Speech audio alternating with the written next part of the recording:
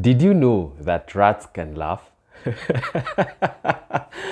Hello, everyone. Welcome back to another tantalizing episode of Life in Life.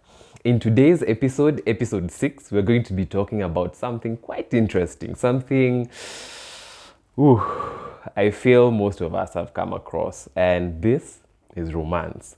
Today, we're going to be exploring the idea of romance, the origin of this romantic concept and romanticism as an idea, and how that is affecting us today, and what we can do and draw from the lessons of romanticism for us to be able to have better long-term relationships. Okay, with that, I'd like to just do a little bit of housekeeping. I'd love to say thank you very much to everyone who's been watching this. I'm deeply grateful. Thank you for everyone who has been leaving reviews, everyone who has been liking the episode. Guys, if you really like what we share here or what I share here, feel free to be able to like the video, share the video, subscribe to the channel, and even hit that bell, yeah, so that you can be getting the notifications as soon as the videos are up. So thank you very much to everyone who is engaging with us, to everyone who is following us, to everyone who has subscribed. I am deeply grateful. Thank you very much for that. I also have a little tiny cold today, so do bear with me as I'm clearing my throat. That being said, let's jump right in. So we started this particular episode, and this episode is episode 6, the pitfalls of romanticism. The pitfalls of romanticism or romance. The reason why I chose that as a topic headline, I really had a long time. I really had a hard time, sorry. I really had a hard time, first of all, trying to understand which angle I would attack this particular topic from, right? This is our second video on relationships, and we are talking about romance, which, yeah, relates to love. Yeah, so I've really been trying to see which angle I should attack this particular conversation from. So that has taken me a bit of time, and also coming up with the topic of the headline of the episode. I really had to take a minute to really go through that, because I didn't want it to sound so negative, so pessimistic. But at the same time, it's really important for us to be able to see what works within this idea of romanticism and what doesn't work, and what can we improve upon for the sake and for the betterment of our own relationships. Just in case you're wondering, why are relationships so important? Here's a very interesting statistic. So up to 60% of the quality of your life is determined by the quality of the closest relationship that you have. So yeah, that is a little bit shocking, because you think that, oh, it's money that is going to make my quality of life better. It's a good job, it's going to make my life better. Yeah, those are some tenets that contribute to that. But 60% of the quality of your life is dependent upon your closest relationship. If I was an alien and I had that particular statistic, I would think that here on Earth, not Africans as per se only, but human beings here on Earth are, by the most degree, most interested in investigating their relationship, so that they see how they can improve upon those relationships, so that they can have a better quality of life. So it's quite interesting to note that we are engaged in everything else apart from understanding and learning about our relationships. So we dedicate a very minute amount of time and also resources to understanding how we relate with each other, with other human beings, and how we can improve upon the quality of our relationship, and in so doing improve upon the quality of our closest relationship as well. So that in itself is the goal of this particular episode and this particular video. We want to help you, we want to help ourselves, we want to help all human beings who watch this video be able to create better long-term relationships. And the reason why we sort of delved into romance is because romance is something that is so widespread, and today we're living in the era of, ladies and gentlemen, romanticism. Okay, with that being said, let's begin from the top. Okay, so when we began this episode, I started with a quote, a very interesting statistic, and it was that rats can laugh. Now, you might be wondering, why in God's good name is that important? Why is it relevant? And I'll tell you that that experiment that found out that rats can laugh is actually one of the most fun, it's one of the most mind-blowing experiments, to say the least. So a team of scientists sat down and they decided that they want to study how rats socialize and interact with each other, right? And they got a grant for that, and they started learning about rats. Now, to boil it down, what they were able to observe, the observation from the experiments was that rats partake in more activities than just the bare minimum that they need to live. So if you're a mammal and you're not a human being who knows that they're going to die and who actively thinks about the future now, you'd assume that you're just living, you're just eating, sleeping, procreating, eating, sleeping, procreating. You would think that that would be the normal chain of events within an animal's life. But it's quite interesting to note that in this particular experiment, the scientists were able to note that rats participate in a social activity called play. Yeah, you might be thinking that, oh, it's only human beings that play sports and all that. It's for us. It's for us to feel good. It's for us to explore our health limits. It's for us to explore fitness limits. It's fun, it's good. We get to bet, we get to watch sports, I'm not recommending betting, by the way. That's a conversation for a whole other day. But yeah, we get to enjoy sports, we get to indulge with sportsmanship and learn so much from that. But we get to, or we tend to think that this particular idea of us engaging in play and us engaging in sports is something that we hold specifically to our species, that only human beings play sports or games or something of that sort. But what we were able to realize from this particular experiment and what these scientists were able to observe is that rats play. So how do rats play? In most cases, rats wrestle. So they stand on their hind limbs, or they stand on their hind limbs, and then using their forelimbs or front limbs, they try to pin each other down. It's more or less what we do with sumo wrestling. So it was quite interesting to see that this is not something that they need to do to get food. This is not something that they need to do to sleep better. This is not something that they need to do to, well, have more sex and procreate. But in essence, it's something that they still do. So why do they do it? And another interesting observation that now gives us the caveat of this whole experiment is that whenever there was an experiment with a bigger rat and a smaller rat, if the bigger rat had, let's say, 100% capability of winning all the wrestling matches, it would still not go the extent of winning all 100 matches, all 100% of the matches, or all 100% of the wrestling feuds. It would not do that. Why? Because the researchers found out that whenever the bigger rat wins 100% of the wrestling matches, the smaller rat loses any inspiration or motivation to call that big rat again for another wrestling match tomorrow, the day after that, right? And so whenever the bigger rat wins over 70% of the time, so it has to sacrifice 30% of its wins just so that the loser can feel inspired enough or confident enough to be able to call the bigger rat for a wrestling match tomorrow. And this was quite an interesting observation, right? So why would a bigger rat, which can win the wrestling match, let the smaller rat win the wrestling match? Why?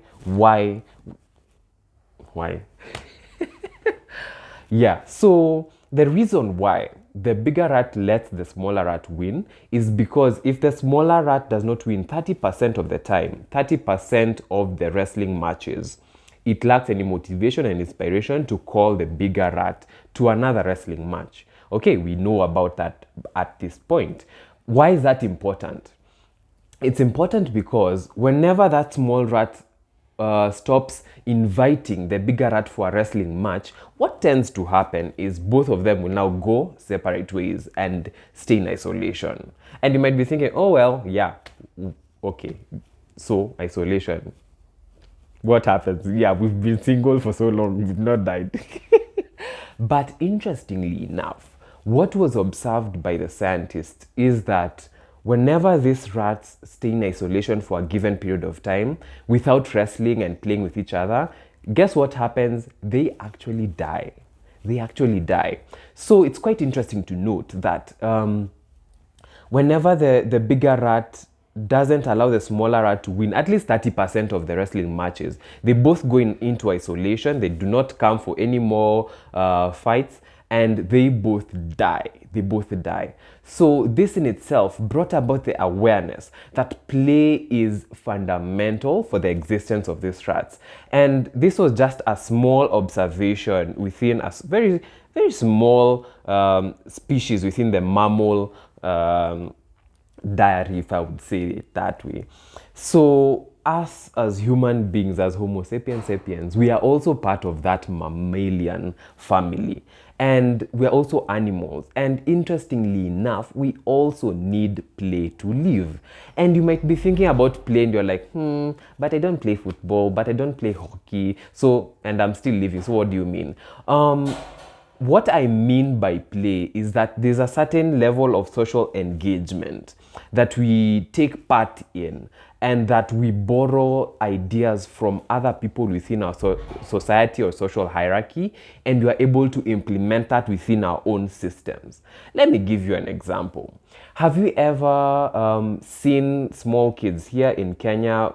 A while back, we used to have this game, I don't know whether it's still there, for kids called Chababa Chamama, which represents it's like a game where kids mirror what their parents do. So they go sit in a little corner, maybe somewhere outside, and the small male kids maybe sit in a quote-unquote living room somewhere, and then the ladies quote-unquote go to an area where they've demarcated as a kitchen, maybe with a few stones, and then they have like a small container and they're mixing, let's say, soil with water to make some mud patty. And you would walk into such a scenario, and it would be very interesting for you to note, right? As an adult looking say back at the childhood situation, you'd be like, these are 4, 5, 6-year-old kids. They're emulating what they're seeing within their familial setup. So they're seeing that, oh, so for the ladies, they're mostly in the kitchen. For the men, they're mostly in the living room. This is what most ladies do. This is what most men do. And then they even get to a point where they are marrying off each other. These are kids. So they're wearing two white dresses or whatever, and they're like, oh, so you are going to be married to you. And yeah, so it's crazy. It's it's beyond just that basic idea of, oh, these kids are just spending time playing leisure, playing games and all that. Because the interesting thing is there are certain values that these very young kids have been able to draw from how they see the adults in their life playing. They've been able to draw some certain values and apply that into a game setting. And now they are playing a family as a game. You get that? But the interesting thing is when you walk up to these kids and you ask them, oh, what are you guys doing? Most often than not, they are not able to verbally articulate the rules of the game that they are playing. They just play the game because they know that is how the game is played. But they might not have the capacity to verbally articulate the rules of the game. And it's such a beautiful thing to see, because you get to understand how kids kids are able to mirror the type of quote-unquote game that adults play within their life setup and bring that and make it into an actual game and play that actual game. Even without verbally being able to articulate the rules of that game, they're still able to find a certain channel to play this game in unity from different points of views, from different kids' points of view, and mesh that into a beautiful family game. You get that? So in itself, it's very important for us to note that the type of game that we play as human beings and in our existence is not just the type of game that would, say, go into Olympic the Olympics or would be appreciated within a sports arena. The type of games that we play in life are very subtle. Most of the games are very subtle. Most of the games are very lulled into how we do our day-to-day duties. It's a form of play, it's a form of game. How we interact with other people, how we interact with our bosses is not the same way we interact with our partners, is not the same way we interact with our friends, is not the same way we interact with our family, is not the same way we interact with, let's say, our extended family, like our relatives and our cousins. It's all different. The way that we socialize with these people within our societal construct is very different, and it's like a form of play in each particular setting. So, for example, if your boss asks you to do something that you don't particularly feel like doing, you'll still do it because you want to win their favor so that you can ask for a promotion next week. That's a sort of manipulation game, to say the least, right? You go home and you find maybe your partner is going through a hard time, and maybe you've brought them some chocolates and flowers and wine if you drink, or something like, let's say, it's just something good. Food is always something good that you can bring your partner. An avocado.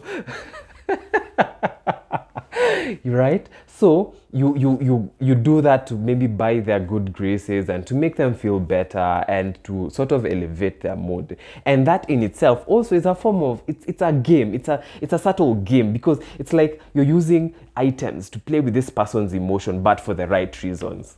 So those are just some scenarios, and there are a plethora of other scenarios that you can be able to see how we play different games in our lives. And so the interesting thing about life is we tend to then see life as a series of games. Life is not just one game. Life is not just a singular game. Life is a series of games. And the interesting thing about life being a series of games is the golden rule is never win one game at the expense of losing all other games. And this is sort of the idea that you are getting from this experiment that found out that rats laugh.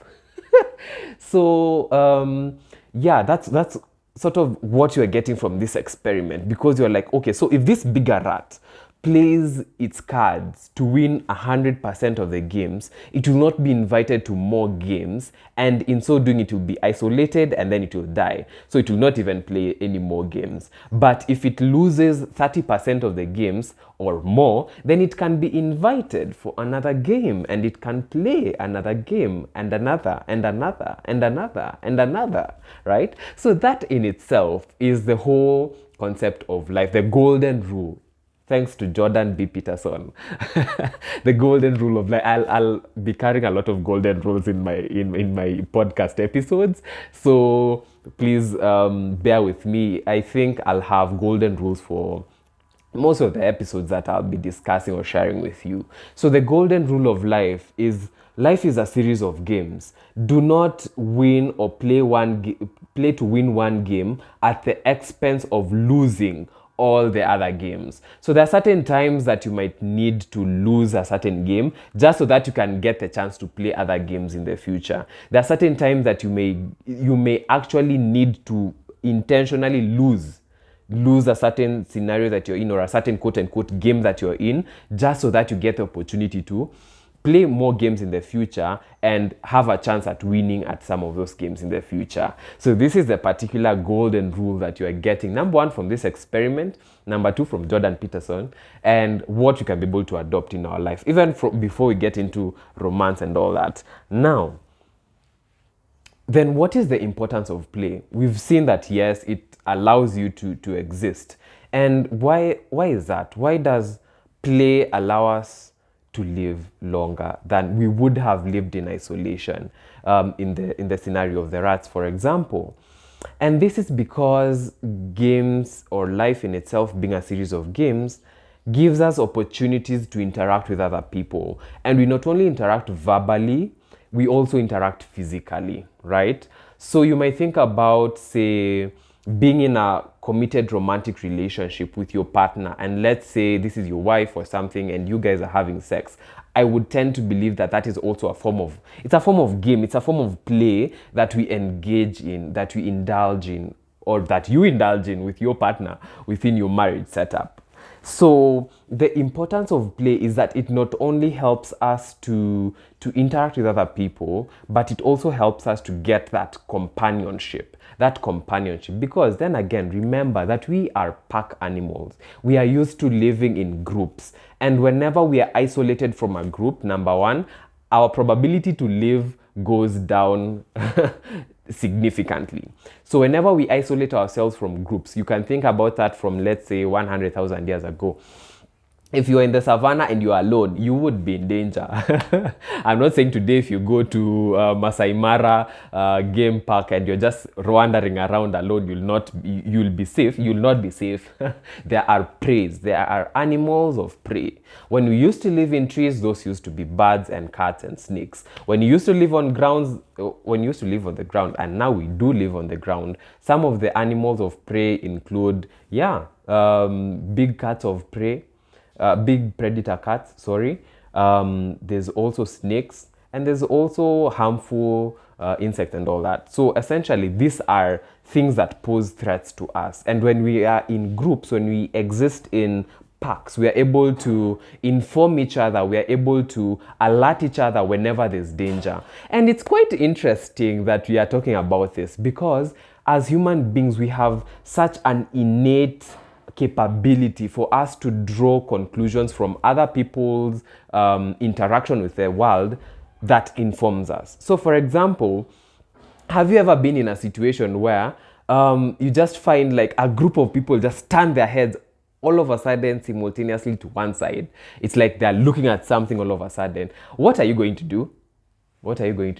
Most likely, you're also going to turn your head to that side and look at what these guys are looking at, even before you hear any form of danger or any form of stimuli from the position they're looking at. So just that idea that these people are looking at something, you're also going to look at it. These people are just, you're standing, you're walking somewhere very peacefully, and then I remember this used to happen more so a lot in high school. You're just walking, you're just minding your own business, you're just cruising to class, you're just okay, you're just good, you're just fine, and then someone just passes by, and then another person, and people are running. That you don't know why they're running, you don't know what they're running from, you don't know where they're running to, but they're just running. Let me tell you, the interesting thing is you never even had the second to ask someone, what are you running from? Excuse me, sir, what are you running from? You would see people running, you start running as well. You'll go stop where they're stopping and ask them later. But right now, it's you are trusting whatever they are trusting that is danger behind them, and you're trusting that and you're running. So this in itself is an example of how ourselves as human beings, we are so in tune to living in groups, to living in packs, and even informing ourselves, even beyond verbally. We are informing ourselves subconsciously of danger in our environment, of good things in our environment as well, and of places where we can thrive and survive as a community. And so there's a very fundamental essence of companionship that comes from being able to play and being able to socialize with other people in our social setting in a form of play, because this is what enables us, number one, to survive, to live, and to thrive. So that in itself is one of the importance of play. And the other importance of play, and this is more in relation to the romantic relationship that you're going to be exploring today, is self-knowledge. Self-knowledge. We're going to cover that in a few minutes, but before we get into that, let's first understand the idea of romanticism.